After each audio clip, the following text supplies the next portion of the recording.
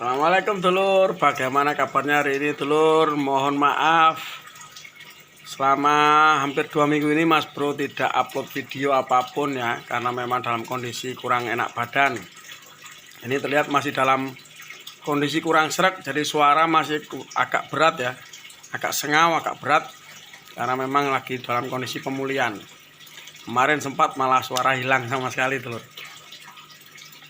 Kali ini masih tetap di informasi seputar BPJS Kesehatan bagi para ibu hamil ya. Bagi para ibu hamil terkadang bingung, Mas, bisa nggak saya USG pakai BPJS Kesehatan? Di usia berapa kehamilan bisa menggunakan fasilitas USG dari BPJS Kesehatan? Temukan jawabannya di video ini ya dulur. Jangan lupa yang belum subscribe, segera subscribe agar channel ini bisa selalu memberikan informasi serta tambahan wawasan tentang layanan publik serta BPJS Kesehatan dan informasi-informasi menarik lainnya.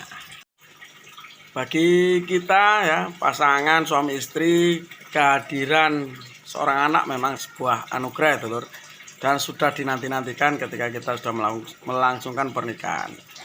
Ya, kehamilan itu adalah suatu hadiah di mana amanah tersebut harus kita jaga dengan baik. Memang kehamilan menjadi salah satu ya yang tidak di-cover oleh BPJS secara pemeriksaan.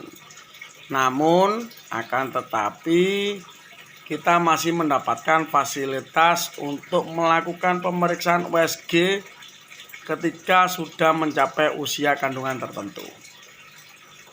Saat kehamilan, ibu hamil juga bisa selalu memeriksakan kondisinya, kemudian mendapatkan buku warna pink yang tentang kesehatan ibu dan anak yang nantinya tetap akan digunakan sampai anak lengkap imunisasi dan tumbuh kembangnya.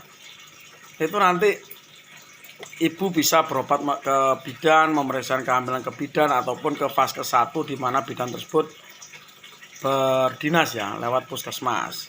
Nah, nanti dari pemeriksaan tersebut akan terlihat apakah kehamilan ini ada indikasi yang perlu diteruskan tindakan selanjutnya, misalkan nih ada hipertensi ya, kemudian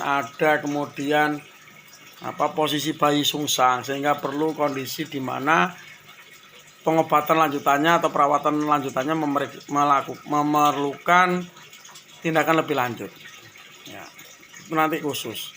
Sedangkan untuk pemeriksaan semisal USG, apakah kita juga bisa gunakan fasilitas tersebut? Bisa ya dulur. Jadi sesuai dengan yang ada di aturan BPJS bahwa ibu hamil bisa mendapatkan fasilitas untuk memeriksakan kandungannya dengan ultrasonografi atau USG itu ketika kehamilannya sudah memasuki usia 35 minggu.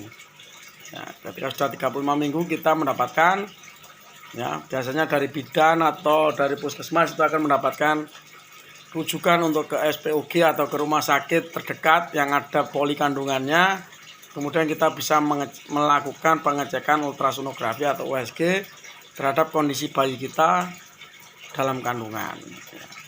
Sehingga kita juga bisa runut, kemudian juga bisa memperoleh gambaran ya bahwa kondisi bayi kita sudah kuat, sudah baik-baik saja. Jadi di angka 35 minggu tersebut roh sudah masuk, kemudian perkembangan bayi juga semakin cepat ya. Di mana kesiapan untuk ibu akan melahirkan sesuai HPL-nya juga sudah terlihat ya dari hitungan pertama sampai nanti di terakhir. Jadi tetap ya untuk ibu-ibu hamil yang saat ini sedang hamil bisa nanti minta rujukan ke vaskes 1 untuk melakukan pemeriksaan USG dengan menggunakan fasilitas BPJS-nya setelah usia kandungan adalah 35 minggu. Apabila nanti setelah dilakukan pemeriksaan kemudian mendekati HPL dan memerlukan penanganan dokter lebih lanjut, maka bisa nanti dari rujukan tersebut ke poli kandungan dan lain sebagainya, kita bisa mendapatkan gambaran apakah ini perlu penanganan, misalkan nih persalinan normal di rumah sakit, persalinan dengan sesar, ataupun dengan metode-metode yang lain. Yang menentukan tetap dokter spesialis kandungan ya dulur, sesuai dengan riwayat kehamilan yang terjadi pada ibu tersebut. Itu ya dulur, jadi gunakan fasilitas BPJS yang kita punya. Jangan jadikan kita hanya membayar iuran tapi tidak tahu apa hak dan kewajiban kita. Sekali lagi ya, saya garis bawahi bahwa saya memberikan informasi tersebut, informasi yang seperti ini adalah semata-mata ingin berbagi informasi, ingin berbagi wawasan bahwa kita juga harus melek terhadap hak dan kewajiban kita sebagai peserta BPJS.